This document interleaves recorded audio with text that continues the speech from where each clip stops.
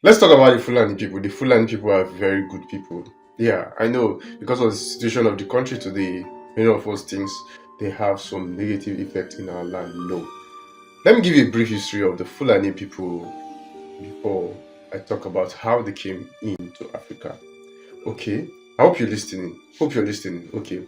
Let me start from their origin. Yeah.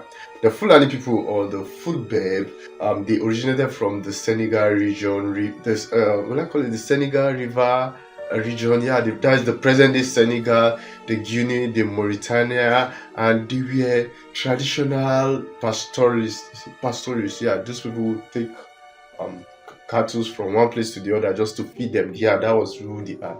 But they also became farmers, traders, and Islamic scholars due to their migration and their migration movement from one place or the other. Because remember, they are headers most majorly. They are headers in taking cattle from one point to the other. So um, between the 11th century and the 15th centuries, the Fulani migrated eastward, that is through Senegal, then Mali, then through Burkina Faso, then through Niger Republic into the northern Nigeria we have today. They moved because of their cattle movement and Islamic influence, population pressure, and climate change. Climate change happens to be one of the major reasons why they settled within the Nigeria because Nigeria have more of green environment and enough of water, so they happen to settle within the northern Nigeria.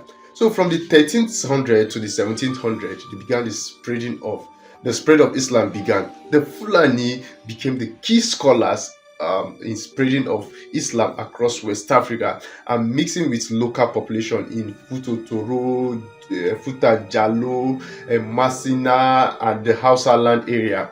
So Fulani entered northern Nigeria between the 14th, they majorly entered the northern Nigeria between the 14th and the 16th centuries as herders, traders, and Islamic teachers. They settled in Hausa land like Kano, the Katsina, Zaria, the Gobi, and Sokoto. So the Sokoto Jihad started in the 1804, led by Usman Danfodio. So the jihad sought to reform the justice system within their region. It now finally resulted in the fall of the Hausa rulers and the creation of Sokoto Caliphate, which is the largest empire in the 19th century in West Africa, with the Fulani dominance.